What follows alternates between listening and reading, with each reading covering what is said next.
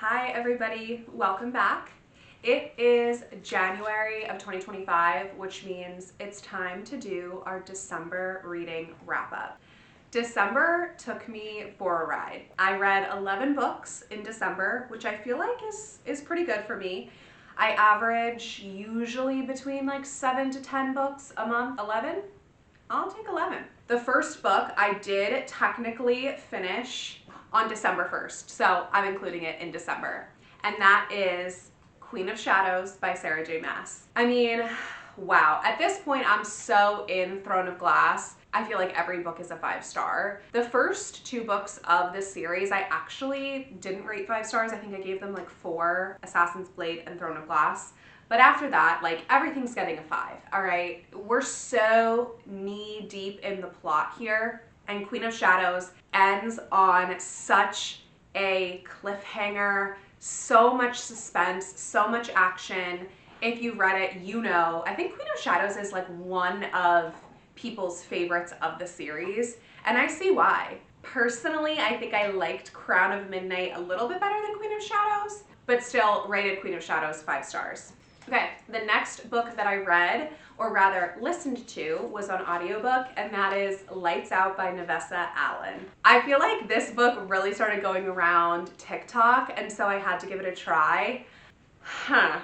So I'm not someone who would read a dark romance book on audiobook, but I heard that this was very kind of satirical and funny, so I wanted to give it a try. So this book essentially is about a guy who posts thirst trap videos of himself on a platform like TikTok, and he's wearing a mask, and he has a thing for his roommate's ex, and he finds out that she is in his comments watching him do his thirst trap videos. Moo, stop.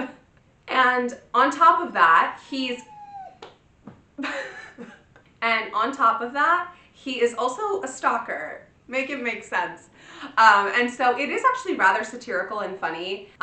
He like at one point like breaks into her house, and then you just follow his commentary saying how he shouldn't be able to break into her house. It's way too easy and he needs to upgrade her security system. So it's funny. Honestly, I think it went downhill after the 50% mark. I gave this book 3 stars. I thought it was like mid. But if you like kind of satirical, like Butcher and Blackbird-esque dark romance, then I think you would like this one. It was just okay for me. I don't think I'll be continuing the series.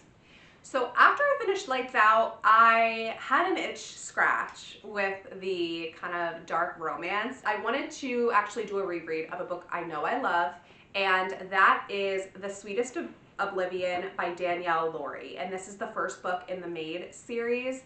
It's like mafia romance. I loved this book the first time I read it. I loved the book the second time I read it. It's like that typical dark romance, but the banter is good. I really enjoyed this book. It's a marriage of convenience, and I do tend to love that trope.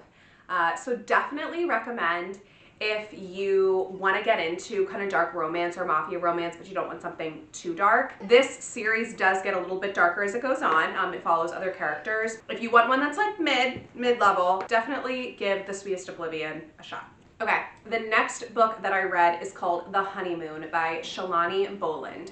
So this book was a flop for me. I had heard like 1 or 2 people talk about it. It was on Kindle Unlimited. I wanted to read like a good psychological thriller. This book did not thrill me.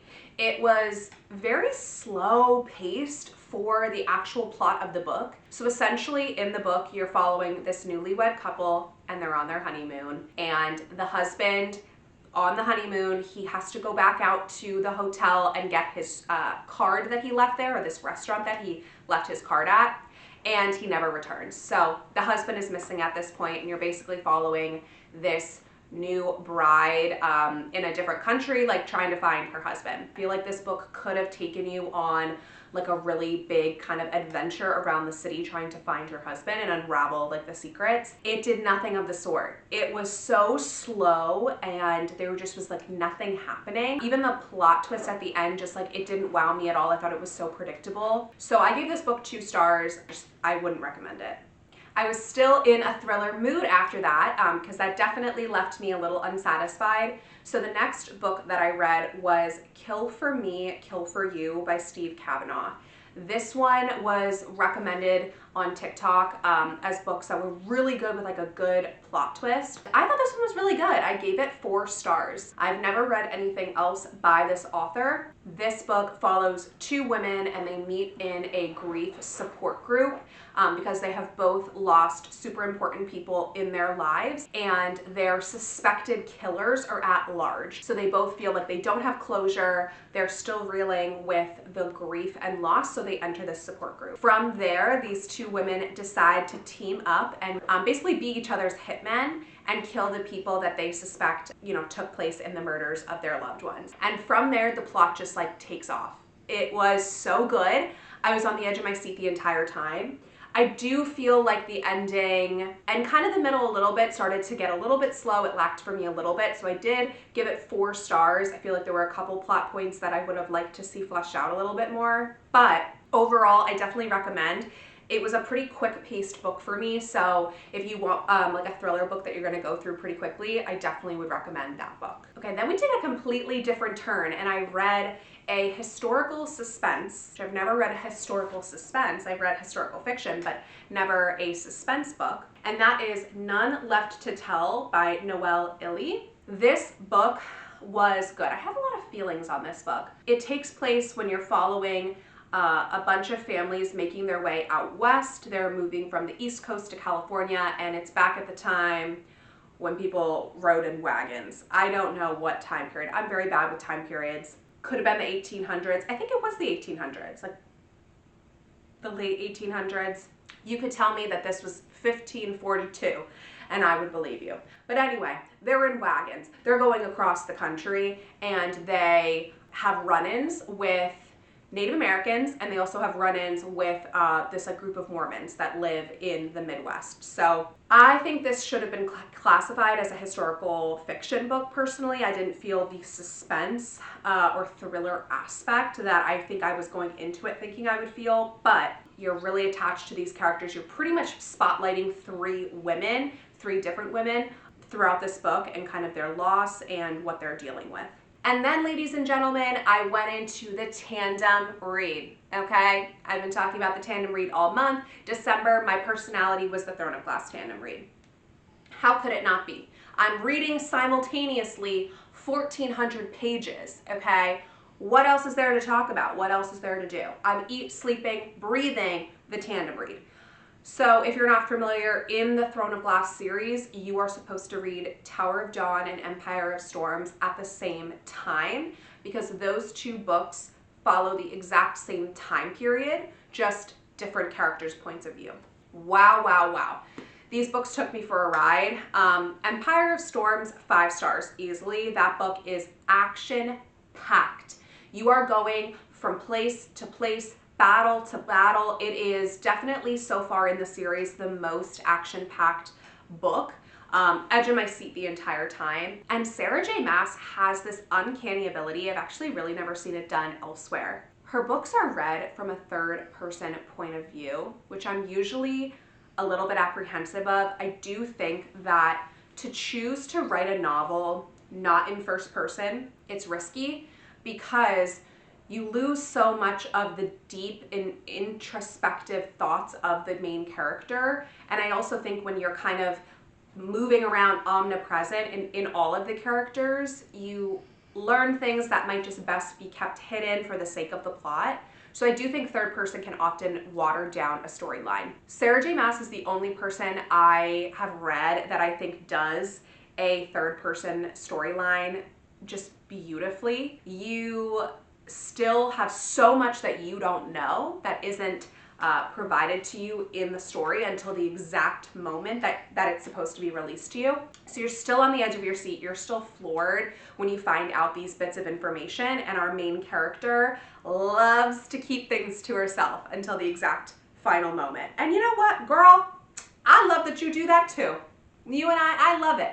Keep me in the dark until the very last minute, and my jaw will be on the floor. And my jaw was on the floor for the entirety of Empire of Storms. as I'm there, I'm in this battle, I'm in that battle, I'm bouncing all around every single Empire of Storms, I'm taking my breaks to do the tandem read in Tower of Dawn, right? We're bouncing back and forth. Tower of Dawn, a lot of people don't like that book and they say that it's super slow. It is slow.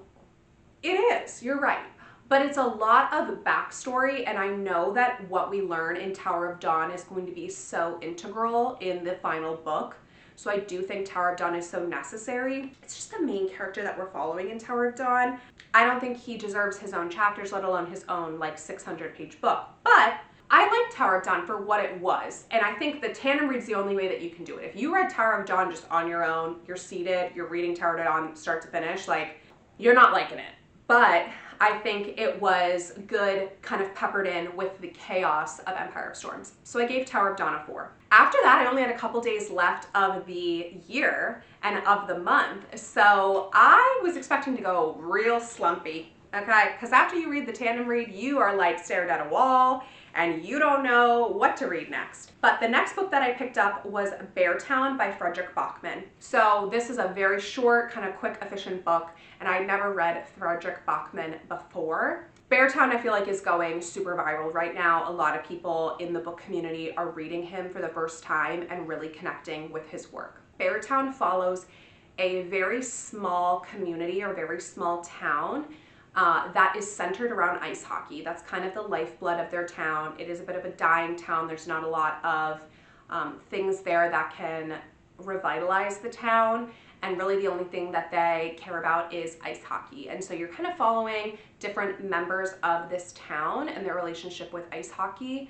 And then something does happen that, check trigger warnings, something does happen in the community, and you're kind of following how each person kind of experiences it and goes through that event. I thought it was really good. I thought it was a really solid book. I didn't love it the way I think other people love it. I gave it a 4 stars. I don't feel super compelled to go into the sequel. I do feel a bit like the story was wrapped up pretty efficiently in a good bow, that I don't really feel I need anything further, but it was really good.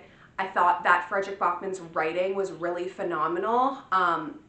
And I think he was able to write about topics from a female's point of view in a really thoughtful and eloquent way. I'll definitely read more of Fredrik Backman. I just don't know if I'm going to continue the Beartown series. Okay, next I read A Dowry of Blood by S.T. Gibson. So this came after I went and saw Nosferatu. And I'm a vampire girly. I love me a vampire story. So after I came home from Nosferatu, I needed some more vampire lore, and that is exactly what A Dowry of Blood gave me. This book was really unique. I loved the point of view. So the story centers around this woman, Constanta, and she is one of this vampire's many brides. So he's not Dracula, but you can kind of like infer that he's Dracula. And you're basically following this vampire bride from her origin story, so when she becomes a vampire, all the way back in like the 1500s to modern day. And it's written almost like her diary. It's great. Like I rated this 4.5 stars. It's great. If you love vampire lore, but you don't like super like dark, like macabre romance that's like really dark, I think this would be great for you. There's definitely some spicy scenes, but I feel like they're written in a very, not closed door, the door is halfway open, all right? We're not like closed door romance, but the door's not like wide open, we're seeing everything. So I think this would be a good book for you if you're not really into super dark romance, but you want a vampire fantasy kind of book. And it's also written as if it's her diary. So she's from, the 1500s, so you can imagine her writing is very lyrical, very poetic, very kind of like Old English. So really amazing quotes in this book. Like, this book completely took me for surprise. Again, 4.5 stars, highly, highly recommend it. Really, really good read. And then we have our final book of the month. I snuck this in on the very last day of the year, and you absolutely can because this book is short. And it is a horror book. And it is called We Used to Live Here by Marcus Klewer. This book is like a psychological horror. So if you don't like too much gore and, blood and guts in your horror books, this one's for you. But it definitely has that slow, creeping kind of horror effect that the genre is meant to have. If you like the Mandela effect, this book is for you. It follows this woman, Eve, who has moved into an old house with her girlfriend, Charlie, and they are renovating it. So they move into these houses, they flip them, and then they sell them. And she just moves in and a family knocks on the door and the dad says, I used to live in this house as a boy. Can I show my family around? This story just takes off from there. I mean, it is very mind-bendy. You really don't know what to believe. It's really, really, really good. There were a couple of plot points in the book that I felt like were not resolved and kind of just like left there, that I felt like we could have tied into the story a lot better. I gave this book a 4 stars though. Really solid work. I would read more from Marcus Klewer. I think he writes a very good kind of concept. Like the Mandela effect is so interesting, so I thought that was a really great idea for him to bring into a book. Overall, really good read. And that was everything that I read for December. I'm already into January. I'm excited for the books that I'm gonna read this year and this month. Thank you so much for watching. Make sure to comment, like, and subscribe, and I'll see you again soon.